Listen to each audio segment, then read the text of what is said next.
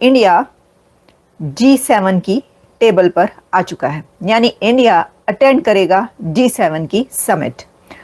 अब ये कैसे हुआ? क्योंकि G7 जो है उस पर यह कहा जा रहा था कि कनाडा इंडिया को इनवाइट नहीं करेगा। ये है कि जो कैनेडियन गवर्नमेंट है उसने प्राइम मिनिस्टर मोदी को इनवाइट किया है फॉर द G7 समिट, और ये एक इम्पॉर्टेंट डिसीजन है। आपको पता है कि थोड़े दिन पहले ये बात चल रही थी कि क्योंकि नरेंद्र मोदी साहब को उस वक्त इनविटेशन नहीं भेजा गया था। नमस्कार, अस्सलाम वालेकुम, सत श्री अकाल, जय झूलेलाल।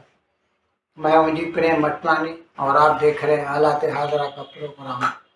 हकीकत ये है, इब्तिदा में आपसे दरख्वास्त है चैनल जरूर सब्सक्राइब करें। दोस्तों, कनाडा में G7 मुल्कों की जो है, उनके जो सरबराहान हैं उनकी एक समिट होने जा रही है। चार पाँच रोज के बाद है। पिछले 7-8 साल से मोदी को उसकी इनविटेशन मिलती रही है, लेकिन इस मर्तबा उसको इनविटेशन नहीं मिली थी, जिस पर पाकिस्तानी लोग अभी उसमें सब आ गए। वहाँ की आर्मी के, वहाँ के जो मीडिया के बड़े बड़े यूट्यूबर, प्रेस वाले। हामिद मीर अपने आप को सबसे बड़ा जर्नलिस्ट कहता है पाकिस्तान को, है तो झूठा।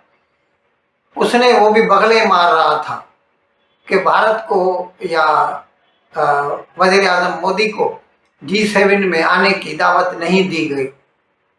इन सब के सपनों पर पानी फिर गया जब खुद कनाडा का जो नया वज़ीर आज़म है मार्क कार्नी, उसने वज़ीर आज़म मोदी को फ़ोन किया और कहा कि आपके बिना G7 इनकम्प्लीट है, आपको तो आना ही पड़ेगा। क्योंकि उसे डर था कि हो सकता है मोदी इनकार कर दे, क्योंकि एट द लास्ट मोमेंट जो इनविटेशन होती है ना, वो कुछ ठीक नहीं होती। और वैसे भी बड़े लोग हैं, इनकी जो बिजीनेस होती है, जिससे मिलना जुलना होता है, 10-10, 15-15 दिन पहले से प्रोग्राम बना दिए जाते हैं। फिर भी मोदी ने कहा मैं आऊँगा।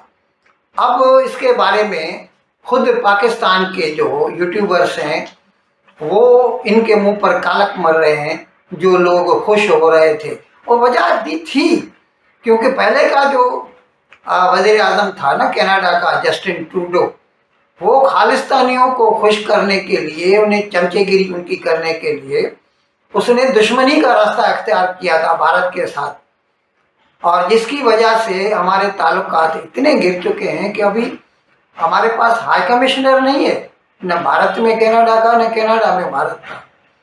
लेकिन फिर भी ये जो नया पार्टी सेम है, वही लिबरल पार्टी का ही लीडर है, ये भी मार्क कार्नी भी। देन टू उसको लगा कि नहीं, उसने यहाँ तक कहा जब उससे पूछा गया कि आपने वज़ीर आज़म मोदी को क्यों दावत दी, उसने 2 बातें कही। एक तो दुनिया का सबसे बड़ी डेमोक्रेसी है भारत, उसको हम अलग से नहीं रख सकते। 1.4 बिलियन लोग रहते हैं वहाँ पर, उनको एक्सक्लूड नहीं किया जा सकता। और दूसरी बात उसने कही कि इंडिया हैज़ बिकम, अभी उसने 5th लार्जेस्ट का, हकीकत में तो we are 4th largest, he is unaware of that fact. Bharat दुनिया की 5वीं बड़ी इकोनॉमी है, तो हम उसके बिना कैसे G7 का प्रोग्राम कर सकते हैं। तो जो ये बात कह रहे थे या इसके ऊपर बहुत खुश हो रहे थे, तो उनका अब वो तज्जिया या अंदाज़ा गलत साबित हो गया है, क्योंकि ये एक ग्लोबल रीअलाइनमेंट हो रही है। आप ये बात याद रखें कि ऐसा हो नहीं सकता कि आप दुनिया की 5वीं या 4थी बड़ी इकोनॉमी को एक इतनी बड़ी कॉन्फ्रेंस से बाहर रख सके। ठीक है जी। तो इसमें आप ये बात देख लीजिए कि अब हुआ ये है कि जो कार्नी हैं उन्होंने ये कहा है कि इंडिया, जो कि दुनिया की इतनी बड़ी इकोनॉमी है, 5वीं बड़ी इकोनॉमी है, उसको हम इस समिट से बाहर नहीं रख सकते, ये उनका कहना था। अच्छा, इससे पहले कि मैं आपको ये सुनवाऊं कि उन्होंने क्या कहा, इसमें ये बात याद रखें कि कहा यह जा रहा है कि G6 का पुश भी था, G6 की तरफ से ये पुश किया गया कि ऐसा नहीं हो सकता, यानी G6 के जो कंट्रीज हैं, यानी जो और कंट्रीज हैं, G7 में भी जो कंट्रीज हैं, उनकी तरफ से ये पुश किया गया कि आप इंडिया को टेबल पर लाएं, इंडिया को आप इस समिट से बाहर नहीं रख सकते और भारत को आपको इस समिट में बुलाना पड़ेगा।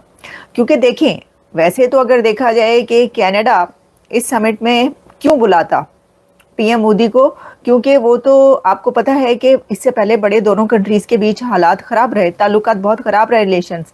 कनाडा की तरफ से ये कहा जाता रहा कि जो कनाडा में कई लोगों की, खालिस्तानियों की जो हलाकतें हुई हैं वो तो इंडिया ने करवाई हैं। उसके ऊपर बहुत चर्चा रहा, बात अमेरिका तक पहुंची, लेकिन अमेरिका ने भी जो बातें की, जबकि उस वक्त डॉक्टर जयशंकर यहाँ पहुंचे थे, तो उसमें कोई उसका नतीजा नहीं निकल सका। और फिर ये कहा गया कि जी एविडेंस दें। फिर कनाडा से भी कहा अमेरिका ने कि आप एविडेंस दें। ये सब चलता रहा है। तो इसमें तो बड़े जो रिलेशन है दोनों कंट्रीज़ के ख़राब हो गए थे। लेकिन इतने ख़राब रिलेशंस के बावजूद भी वो ये रिस्क नहीं ले सकते कि इंडिया को G7 की समिट से बाहर रखें। ये एक बहुत बड़ी बात है जिसको उन कंट्रीज़ को देखना चाहिए, पाकिस्तान समेत। क्योंकि मैं देख रही थी बहुत सारे जो एनालिस्ट थे, बहुत सारे वो कह रहे थे कि एक खुशी का इजहार कि जी देखें, हमारा जो दुश्मन है उसको उन्होंने नहीं बुलाया। और अब ये तो बहुत अच्छा हुआ कि कनाडा ने पीएम मोदी को इनवाइट नहीं किया, लेकिन अब देख लें, कनाडा ने पीएम मोदी को इनवाइट कर लिया है। इंडिया के अंदर ही मीडिया ने रिपोर्ट किया कि G7 समिट जो है वो अल्बर्टा के अंदर हो रही है, और क्योंकि नरेंद्र मोदी साहब को इनविटेशन नहीं भेजा गया, तो शायद इस दफ़ा कैनेडियन गवर्नमेंट ने एक फ़ैसला किया है कि हम मोदी साहब को इग्नोर करेंगे। और वो इग्नोर क्यों करेंगे?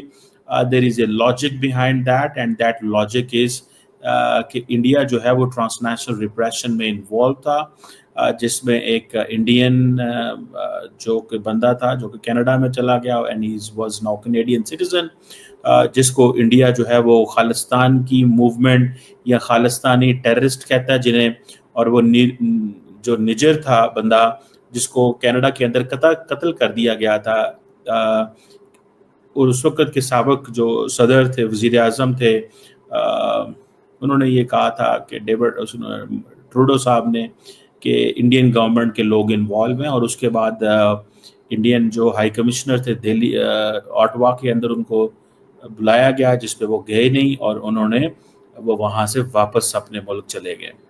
इन अल्फाज के साथ आज का प्रोग्राम ख़त्म करने की आपसे इजाज़त चाहता हूँ, लेकिन विदाई लेने से पहले एक मरतबा फिर आपसे मेरी दरख्वास्त है कि जिस किसी साहब या साहिबा ने अब तक हमारे इस चैनल को सब्सक्राइब नहीं किया, अज़राए करम इसको जल्द से जल्द सब्सक्राइब करें, प्रोग्राम को लाइक करें, शेयर करें और घंटी का बटन दबाना न भूलें। बहुत बहुत शुक्रिया। खुदा हाफ़िज़।